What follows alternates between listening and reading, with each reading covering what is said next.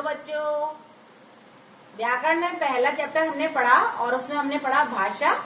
व्याकरण और लिपि में से हमने पढ़ा था भाषा। आज हम पढ़ेंगे व्याकरण।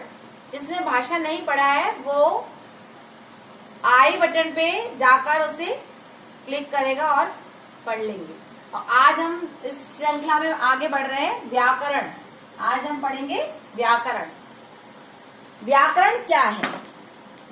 व्याकरण का शाब्दिक अर्थ है विश्लेषण करना। किसी भी चीज को विश्लेषण मतलब किसी भी चीज को हम एक्सप्लेन करके विश्लेषण करके आपको बताते हैं, उसकी पूर्ण जानकारी, उसका बेस, उसका मौलिक रूप, उसका कहाँ से उसकी उत्पत्ति हुई है, क्या उसके प्रकार है, क्या उसका भेद है। इस तरह से जब हम उसके बारे में पूरी तरह जान लेते हैं, यानी उसका पूरा विश्लेषण कर लेते हैं, एनालाइज कर लेते हैं, उसे हम व्याकरण कहते हैं। तो व्याकरण का जो अगर हम परिभाषा देखें तो उसका है भाषा किसी भी चीज को लिख रहे, भाषा को लिखने का या पढ़ने का एक व्यवस्थित परिमार्जित शुद्ध रूप क्या कहलाता है? व्याकरण। यानी भाषा को अगर हम लिख रहे हैं तो भाषा को लिखने का या पढ़ने का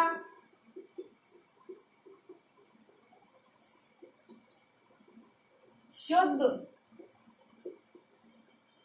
या परिमार्जित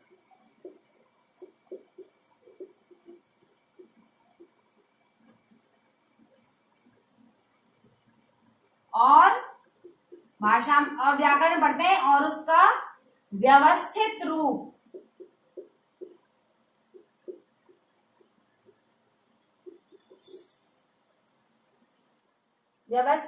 व्याकरण कहलाता है।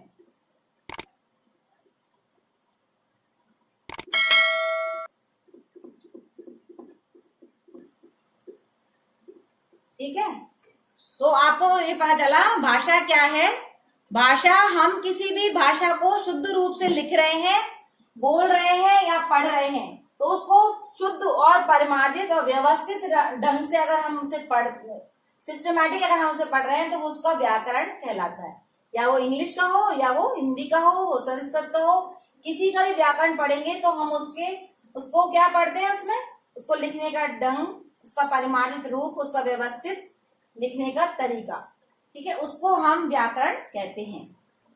यहाँ हो गया व्याकरण। अब पढ़ेंगे हम व्याकरण के अंग। व्याकरण के कौन कौन से अंग हैं? तो जैसे मैंने आपको कल भी बताया था भाषा की इकाइयां, तो ऐसे ही व्याकरण के अंग हैं। जैसे आपने भाषा की मूल इकाइयां पढ़ी थी, तो व्याकरण के अंग में भी वही आएगा, व्याकरण के अंग।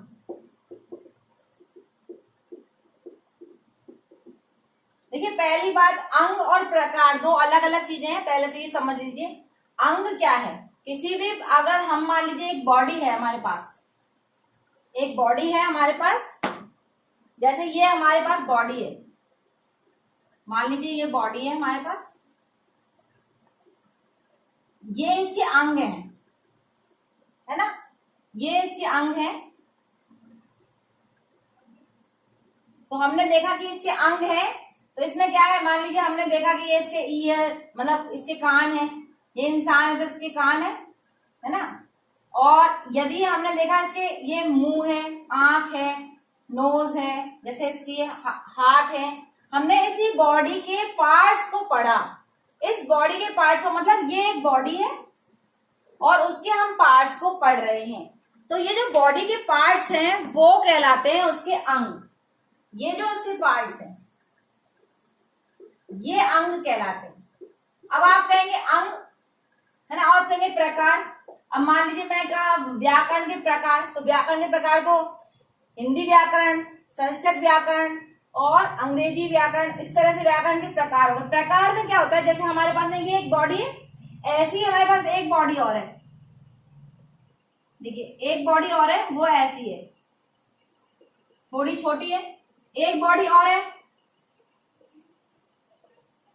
देखिए इस तरह से एक बॉडी और है हमारे पास, तो ये हमारा बॉडीज है। तो यानी कि ये हमारा एक बॉडी, दो बॉडी, तीन बॉडी, बॉडीज के हमारे पास में टाइप्स हैं, यानी 3 टाइप्स ऑफ बॉडीज। तो यानी ये जो टाइप्स है ये कहलाता है प्रकार। ये अंग क्या है, इसी के हर एक में अंग है, इसके भी वही अंग है, इसके भी वही अंग है, इसके भी वही अंग है, अंग सब में ही है, लेकिन पार्ट्स अलग अलग है। हम कहें पार्ट्स कौन कौन से हैं, पार्ट्स तो एक ही बॉडी में सारे पार्ट्स हैं, लेकिन हम कहें टाइप्स कितने हैं, प्रकार कितने हैं, तो भेद 1 2 3 इस तरह से टाइप्स हैं। तो यानी दोनों में देखिए अंतर आपको समझ आया होगा कि व्याकरण के अंग क्या है और प्रकार क्या है। तो व्याकरण के अंग उसी व्याकरण के अंदर से ही होंगे, जैसे एक पार्ट में मैंने बताया कि इसी के अंग इसी में से होंगे, तो व्याकरण के अंग उसी में से होंगे। जैसा कि भाषा को हमने पढ़ा था और उसकी इकाइयों को हमने पढ़ा, तो सबसे पहले पढ़ा था हमने सबसे पहले पढ़ा था वैसे वर्ण, वर्ण के सिर्फ ध्वनि से हमने वर्ण पढ़ा था। ध्वनि स्वतंत्र इकाई है और उससे बनने वाली जो हमने लिखित में भाषा पढ़ रहे थे तो इसलिए लिखित रूप था उसका वर्ण। तो सबसे पहले हम जब अंगों की बात करें तो आएगा व्याकरण के अंगों में सबसे पहले वर्ण विचार। सबसे पहले जब हम व्याकरण पढ़ते हैं तो सबसे पहले हम पढ़ते हैं वर्ण विचार, और जब वर्णों में वर्ण विचार पढ़ लेते हैं और वर्णों के मेल से हम क्या बनाते हैं, शब्द विचार, यानी इसके बारे में पढ़ते हैं। इसके बारे में क्या पढ़ते हैं वो मैं अभी आपको बताऊंगी। शब्दों से फिर बनता है पद विचार, और उसके बाद में इनसे मिलकर बनता है वाक्य।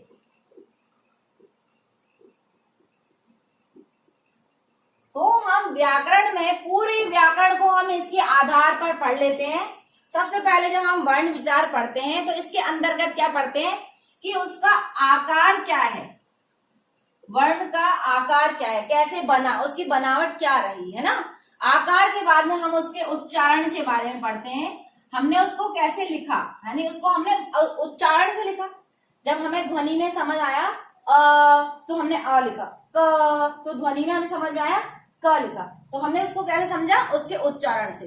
तो हम उसमें क्या क्या पढ़ेंगे, आकार पढ़ेंगे, उसका उच्चारण पढ़ेंगे, उसके बाद हम उसका वर्गीकरण पढ़ेंगे कि उसको कितने भागों में बांटा गया है, किसको, वर्ण को।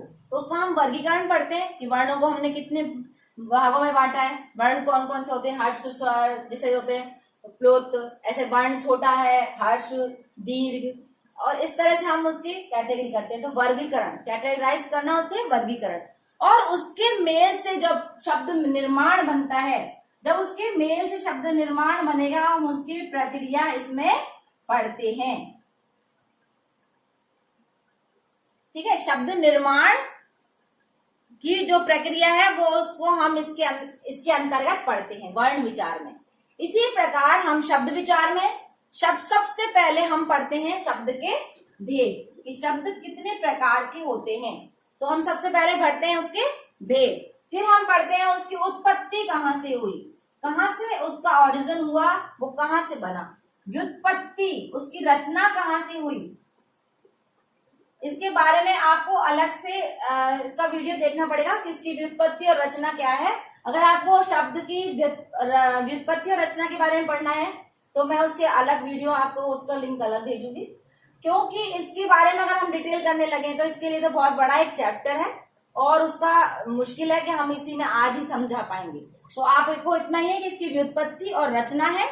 उसके बाद हम उसमें उसके साथ उसके प्रकारों का वर्णन करते हैं कि कितने प्रकार के हैं शब्द, और उनका हम इसमें वर्णन करते हैं। तो हमने कहा विश्लेषण व्याकरण का मतलब ही है, तो इन सब का विश्लेषण इसके अंदर किया जाता है। अब है पद विचार। शब्द से पद बनता है सभी, जैसे कि मैंने कल भी आपको बता दिया था कि शब्द को जब हम स्वतंत्र इकाई से एक वाक्य में प्रयुक्त कर लेते हैं तो वो किसी वाक्य से बन जाता है, किसी उससे पद मतलब उसका बंध जाना ही उसका पद कहलाता है। तो इसमें जब हम पद पढ़ते हैं तो सबसे पहले पद निर्माण करना, उसके बारे में पढ़ते हैं कि पद निर्माण करना, सबसे पहले कि पद हमने निर्माण कैसे किया उसके बारे में इसमें विश्लेषण पढ़ा जाता है। उसके बाद उसकी प्रक्रिया कैसे, उसकी प्रोसेसिंग है। उसके बाद जैसे ही हमने इसके विविध रूपों का इसमें वर्णन, जैसे हमने कहा कि अलग अलग रूप माने प्रकार एक ही बात है, तो रूपों का जो वर्गीकरण है वो इसमें पढ़ा जाता है।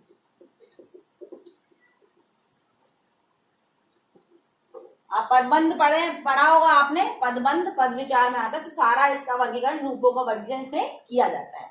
अब है वाक्य विचार। वाक्य विचार में सबसे पहले उसके भेद पढ़े जाते हैं। सभी की प्रक्रिया वही होती है, सबसे पहले उसके प्रकार, भेद, आकार, वही सब चीज उसमें आती है। उसका अन्वय, कितने तरह के हैं वाक्य, वाक्यों का अन्वय मतलब जैसे मान लीजिए वाक्यों में सरल वाक्य है, मिश्रित वाक्य है, या दोनों संयुक्त वाक्य है, इस तरह से उसका अन्वय। और फिर उसका विश्लेषण,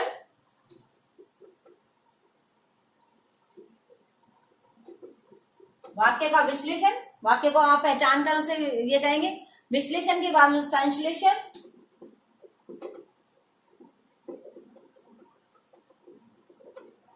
ठीक है। संश्लेषण करने के बाद वाक्य को जो हमने उसकी रचना की है, उसके अव्यय और उसका पूरा वाक्य का जो हमने देखा पूरा अविकारी विकारी जो सारी चीजें वाक्य में कौन कौन सी आई है, पूरी व्याकरण की रचना ही पूरे वाक्य विचार पर डिपेंड है। यानी कि जो निबंध लेखन या हम उसमें कोई भी एप्लीकेशन, प्रार्थना पत्र या कोई भी हम जो बड़े जैसे किताब को किसी रूप में हम पढ़ रहे हैं, तो वो वाक्य विचार में ही इसका पूरा विश्लेषण किया जाता है। यानी शब्दों से नहीं, वर्णों से नहीं, पूरा वाक्यों से बनकर वो एक पूरा रचनात्मक रूप ले लेता है। और उसमें सारे आपके निबंध लेखन, आपका प्रार्थना पत्र, आपका कहानी लेखन, जो भी आपके संवाद लेखन है, वो सभी इसी के अंतर्गत आते हैं। तो ये आपका कंप्लीट हुआ यहां तक व्याकरण। आज आपने व्याकरण के अंग में सारा पढ़ लिया और मैंने आपको सारा समझा दिया है। किसी को अगर कोई परेशानी है तो आप कमेंट बॉक्स में जाकर उसमें कमेंट दीजिएगा, मैं आपको वहां से आपको कोई भी सॉल्यूशन जो भी आपको जैसा भी दिया जाएगा मैं दे दूंगी। और इसको चैनल को आप सब्सक्राइब करें, लाइक करें और अपने दोस्तों के साथ शेयर करें। Thank you. Stay home, stay safe.